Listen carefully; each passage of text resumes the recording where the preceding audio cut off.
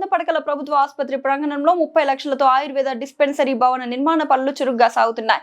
పాలకొల్లు నియోజకవర్గంలో ప్రజలకు 100 పడకల ప్రభుత్వ ఆసుపత్రిలో వైద్య సేవలతో పాటు ఆయుర్వేద వైద్య సేవలు కూడా అందాలనే ఉద్దేశంతో మంత్రి నిమ్మల రామనాయుడు నిధుల మంజూరుకు కృషి చేసి ఆయన 20 రోజుల కిందట శంకుస్థాపన చేశారు.